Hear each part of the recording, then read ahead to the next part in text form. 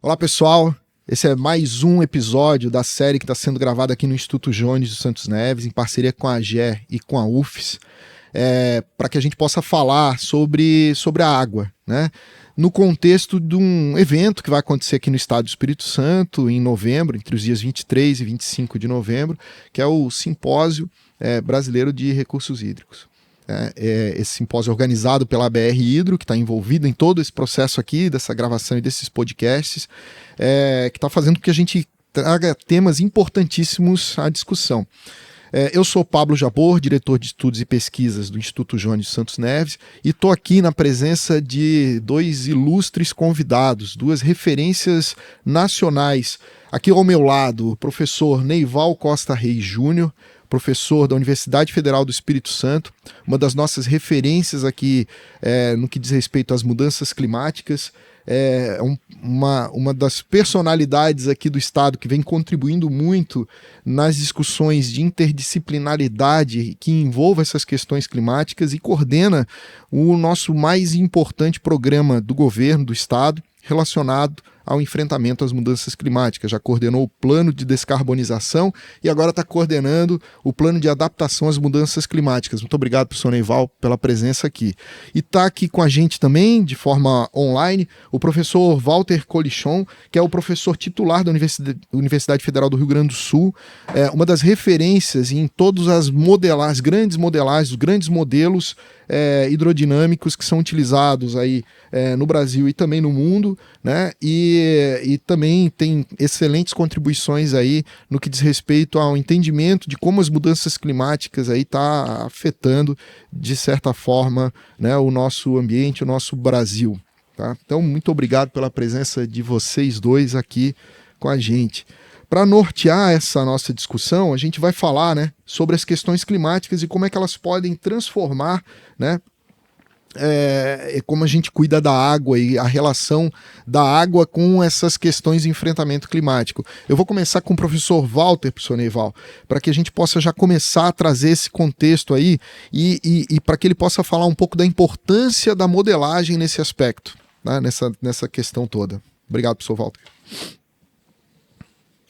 Bom, obrigado, Pablo, muito obrigado, Neival, né? E muito oportuno lembrar do simpósio brasileiro que vai acontecer aí no Espírito Santo em novembro, né? Eu vou estar presente também e aí a gente pode continuar essa conversa, mas, sim, as projeções de possíveis mudanças climáticas, né, elas são realizadas usando modelos climáticos globais, que não apresentam assim um nível de detalhamento muito grande para o que vai acontecer especificamente na questão da água, né, o comportamento hidrológico de uma ou outra bacia, né? Para a gente ter esse tipo de análise, é fundamental a gente trazer essas informações para uma escala mais regional, né?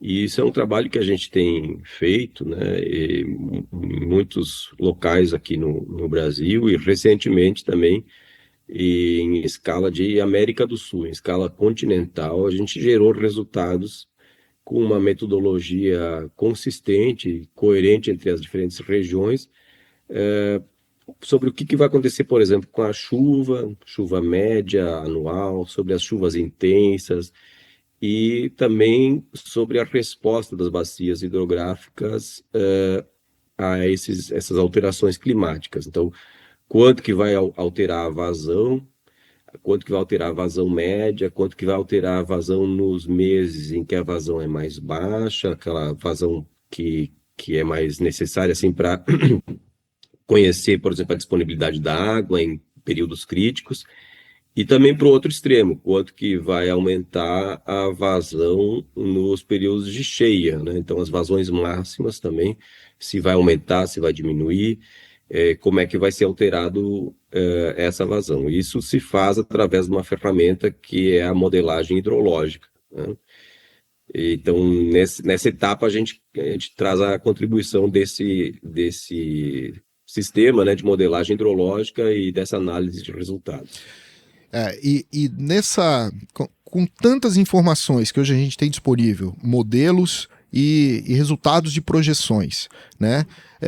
Eu queria saber aqui do professor Neival, que está aqui do meu lado, como é que a gente pode se preparar? Como é que os municípios, os estados podem e devem se preparar? Que tipo de planejamento, professor Neival, a gente pode desenvolver junto ao setor público, em parceria com o setor privado, em parceria com as instituições de ensino e pesquisa, observando que a gente hoje tem muitas informações, sabendo que a gente tem dessas informações e tendo já uma perspectiva de que coisas que podem, né, que não são muito boas vão acontecer, que são os resultados dos modelos que estão trazendo informações assim para a gente. O que a gente pode fazer e o que a sociedade pode, como é que ela pode se preparar?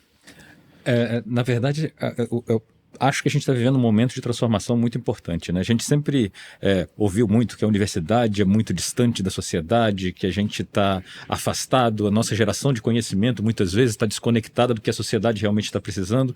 E um tema como esse, ele literalmente nos aproxima. Porque vocês aqui no Instituto Jones têm muito essa visão de trazer conhecimento acadêmico para efetivamente planejamento da sociedade. E ouvindo o professor Walter falando, você pode perceber que a gente precisa dos conhecimentos acadêmicos gerados. Agora, a grande dificuldade não é tão fácil traduzir todo esse conhecimento para ações de políticas públicas, né? Isso é muito complicado, isso é muito difícil. E aí, isso é um aprendizado que a nossa academia vai ter que fazer. A gente vai ter que aprender a parar de falar o nosso linguajar totalmente acadêmico e conseguir discutir num linguajar muito mais voltado ao gestor público, assim como a gestão pública também precisa se aproximar da gente, né? E claro, e aí temos que trazer as outras partes interessadas. Então eu acho que é um desafio muito complexo que a gente precisa vencer. Trazer os dados científicos, na verdade eu estou ouvindo o professor Walter comentando aqui sobre os modelos, né? E aí eu fico, meu pé é mais lá na climatologia, não na hidrologia, né? E aí eu vejo, por exemplo, a gente precisa de dado regional. Você está querendo saber do município.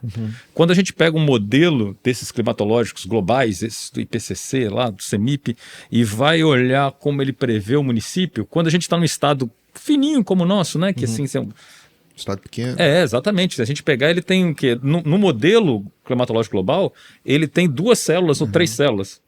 E aí a previsão não é boa. Então você tem um grande desafio de regionalizar dados. E aí quando a gente olha para os modelos disponíveis no Brasil, a gente vê que a gente ainda não tem esse dado disponível, né? A gente está correndo atrás... Local, né? O dado local. A gente chama de regionalizado, né? Que é o dado que o professor Walter precisa lá para a bacia hidrográfica, lá ver quanto está chovendo aqui, para fazer a conta efetivamente. Quando a gente vê esse dado para um estado como o nosso, a gente não tem. E aí a gente enxerga, a sociedade, né, os governos, né, eles precisam investir em quê? Em políticas públicas ligadas ao aumento desse conhecimento, né? A gente no Brasil, a gente ainda está um pouquinho atrás nesse lado. Então a gente precisa de investimento público para gerar as pesquisas. Mas a gente também precisa do outro lado, né? Que é fazer o público e a academia conversarem, né? E aí é bastante interessante a gente olhar impacto por impacto. Acho que o professor Walter já vai falar sobre as especificidades que nós temos aqui no Espírito Santo, né? A gente tem um estado que tem um pedaço norte, que a seca faz parte do dia a dia, né? E a gente tem ao mesmo tempo as catástrofes ali no sul, que a gente viveu o Mimoso do Sul, agorinha, né? E quais são as políticas públicas que a gente precisa desenvolver? A gente só vai conseguir desenvolver políticas públicas adequadas olhando para os dados científicos. Claro. E a partir dos dados científicos a gente consegue entender o desafio. Quando a gente coloca o desafio acadêmico, né, o desafio científico para o setor público, é impressionante como, sim, o setor público tem capacidade de olhar, entender o conhecimento, se apropriar do conhecimento e tentar desenhar políticas públicas. Você tem participado com a gente ali do plano de adaptação, né? E a gente vê os técnicos de todas as áreas, da AGER, aqui do Instituto Jones, das secretarias, eles analisando as tendências, analisando o que está ficando pior e o que a gente precisa mudar naquilo que a gente está fazendo, né? Então, eu acho que essa gestão participativa, esse planejamento participativo, dado científico com apropriação de conhecimento pelos gestores públicos, eu acho que esse é o caminho para a gente conseguir transformar o país do jeito que a gente precisa e enfrentar os desafios que estão aí para a gente. Correto. Você tocou num ponto importante, eu acho que o professor Walter tem muito a contribuir nisso, que é da questão da precisão, vou colocar assim, da questão da precisão desses modelos em função da escala. né? Então hoje a gente tem uma dificuldade, ou a gente precisa ter investimento, a gente precisa ter cada vez mais pesquisa, a gente precisa ter cada vez mais instituições engajadas e trabalhando em rede para que a gente possa ter modelos melhores e adaptados às regionalidades, às questões de cada estado e de cada, até, quem sabe, município. Queria que o professor Walter falasse um pouco sobre isso, sobre essa diversidade. A gente está falando de um estado aqui, né, nós dois aqui no Espírito Santo, um estado pequeno, o professor Walter está lá no Rio Grande do Sul, e nós, aqui no Espírito Santo, na região sudeste, e o Rio Grande do Sul, lá na região sul do Brasil, passamos por um momento muito próximo no tempo, que foi no ano passado, de duas tragédias. Claro que de forma bastante diferente até, afetou, né, os nossos dois estados, né, e nos impactou bastante. Aqui no caso muito específico de um município no Rio Grande do Sul, de boa parte do estado. Mas eu queria que o professor Walter falasse um pouco sobre essa diversidade que a gente tem no Brasil e dessa forma diferente que pode ser, né, dos eventos que não acontecem da mesma maneira em todo lugar. Eu gostaria de tentar mostrar alguns resultados que podem enriquecer a nossa discussão aqui, Pablo, se for possível. Claro. Vou compartilhar a minha tela, tá? E espero que vocês estão conseguindo acompanhar. Sim, já estamos vendo aqui. Estamos vendo uma tela do QGIS. Exatamente. Isso aqui é um mapa que mostra a potencial alteração da precipitação média anual no futuro, né, por conta das mudanças climáticas. As regiões que estão marcadas em tons mais vermelho, aqui, laranja e rosa, são regiões em que se prevê uma redução das chuvas médias anuais, e as regiões que estão em azul são regiões em que se prevê um aumento das chuvas médias anuais. E aqui no meio em cinza, assim, a gente tem uma banda assim, de regiões em que não há concordância entre os modelos climáticos sobre para que lado vai a alteração, né? Uhum. Então, os modelos concordam que vai haver um aumento da temperatura, mas com relação à chuva média anual, nesse caso, não há uma concordância, né? Nesse caso aqui a gente utilizou 28 modelos climáticos globais que participaram do CEMIP-6, e a gente obteve então os resultados para todos eles, e em alguns lugares a gente tem concordância. É o caso aqui, por exemplo, da região sul do Brasil, em que existe uma concordância que a chuva vai aumentar, né? E existe uma concordância que aqui na Amazônia Central também a chuva vai diminuir, tá? Tem um sinal mais claro aqui no litoral, na Bahia, assim, mas se a gente pegar o Espírito Santo, né, o Espírito Santo está numa região de transição. Tá no limbo assim, ali, né?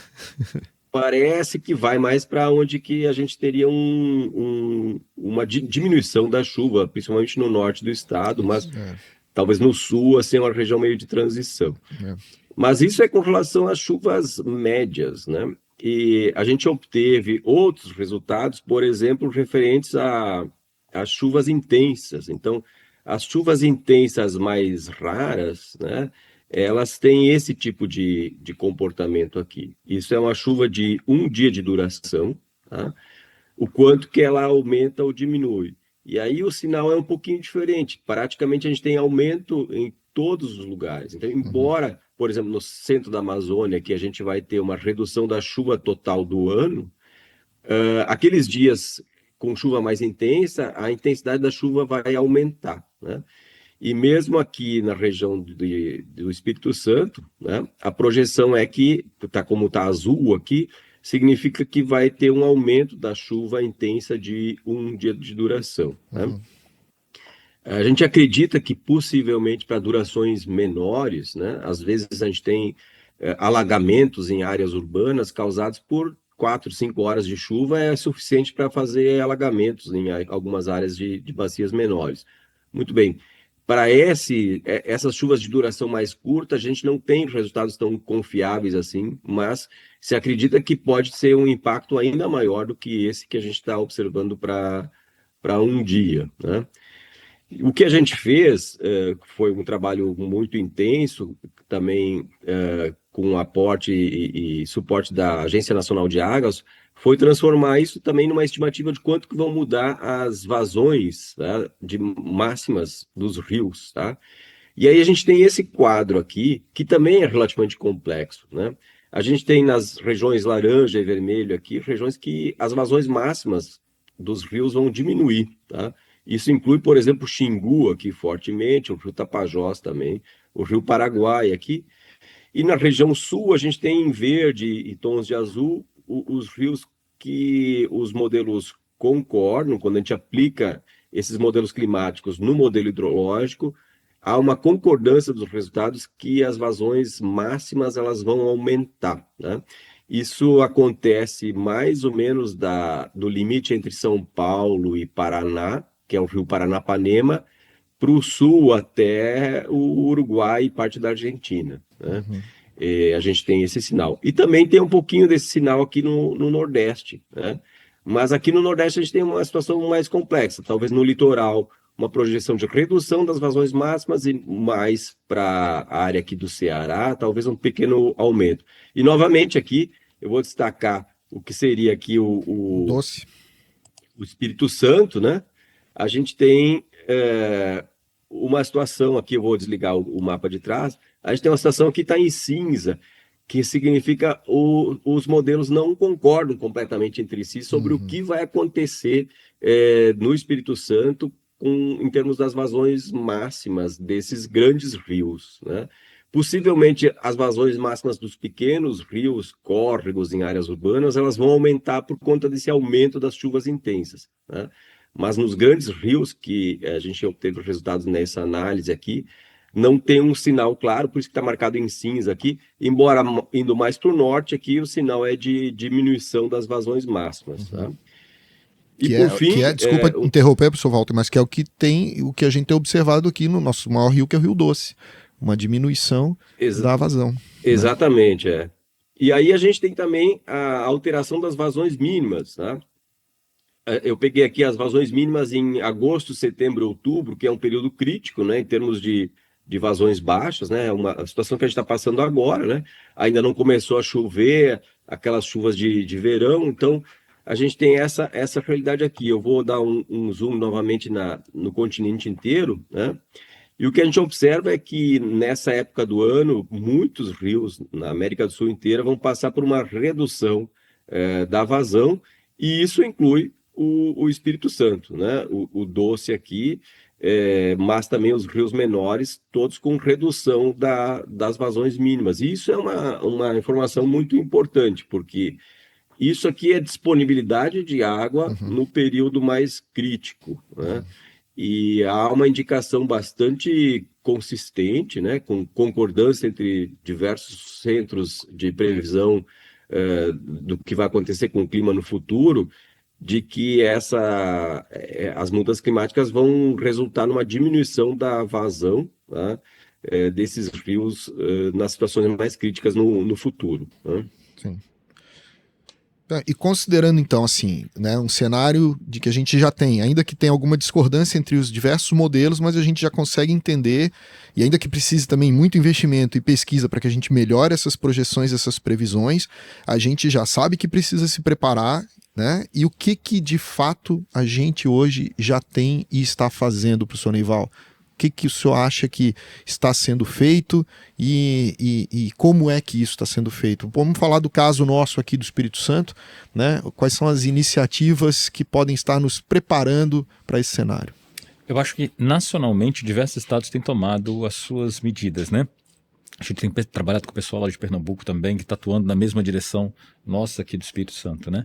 O grande ponto é você partir dessas projeções que o professor Walter está mostrando para a gente, né?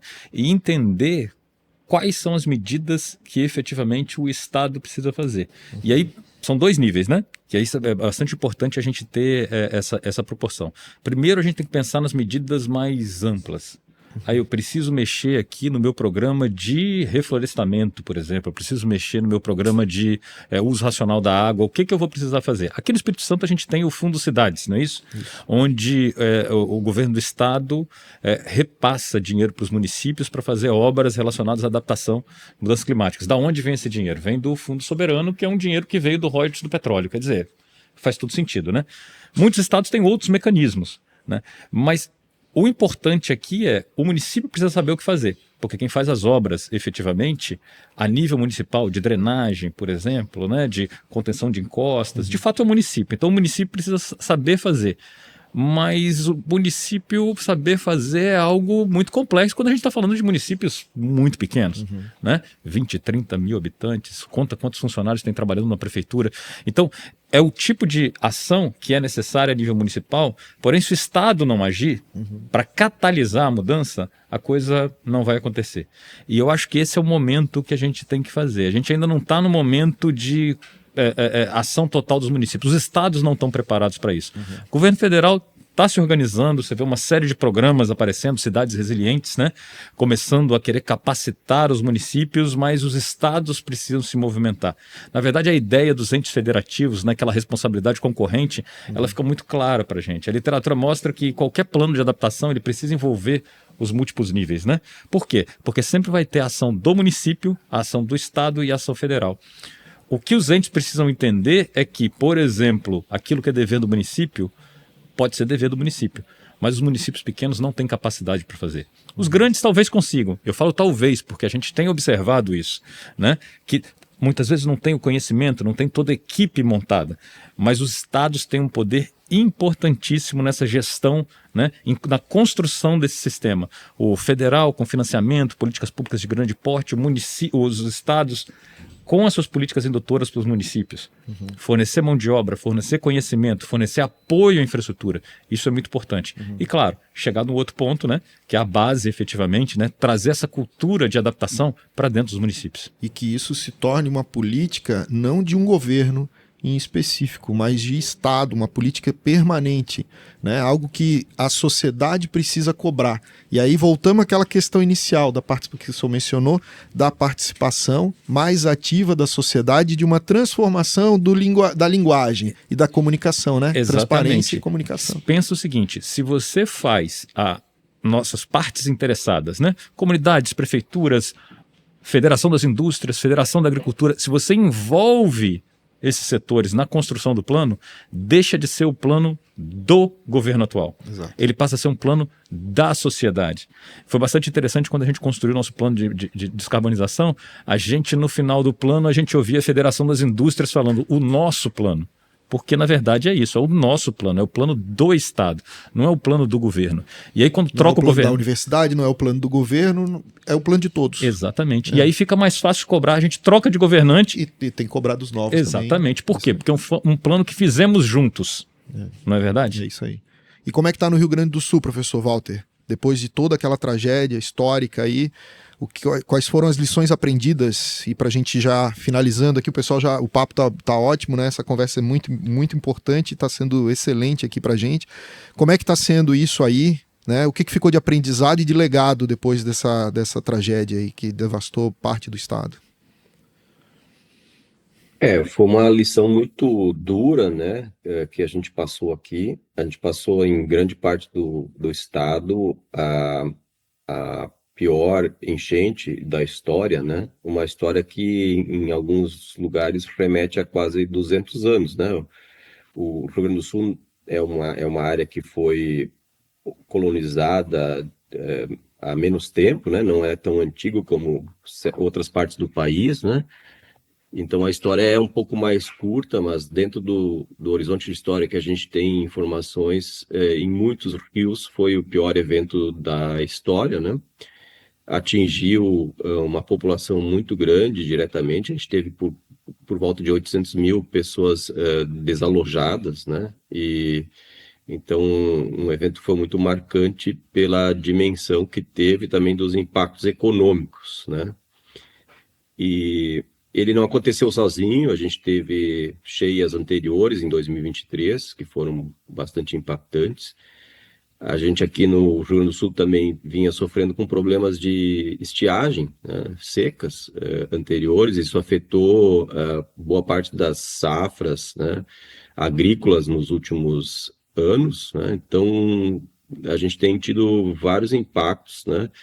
E também impactos com ventos intensos, né? A gente teve diversos, né? Com ciclone, com eventos de vento muito, muito severo, né? Então, o Rio Grande do Sul tem muito a sofrer, né? Com essas mudanças que a gente está percebendo que estão acontecendo.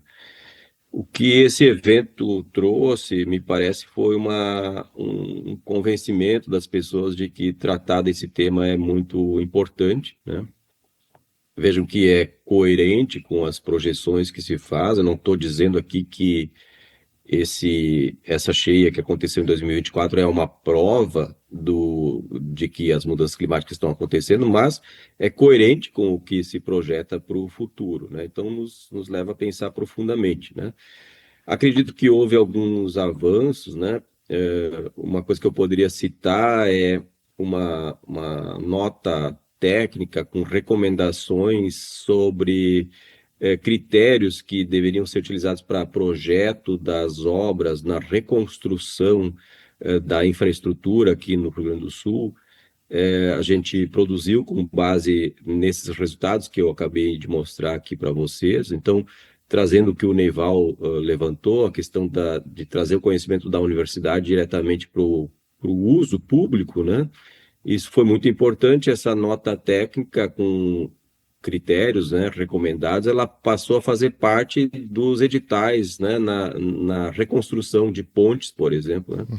Então, as pontes, houve assim queda de dezenas de pontes importantes aqui no Rio Grande do Sul, por conta desse evento.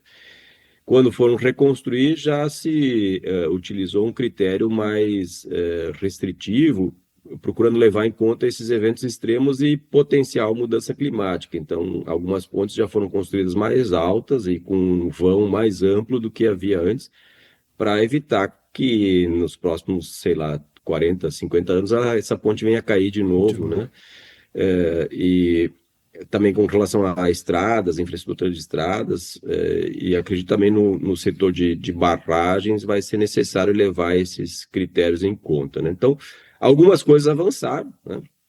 Está avançando também uma coisa que é muito importante, fundamental, me parece, nessa adaptação, é um mapeamento adequado do terreno, né? A gente costumava trabalhar com uma topografia, levantamentos topográficos antigos, mapas ou modelos digitais de terreno de resolução relativamente baixa.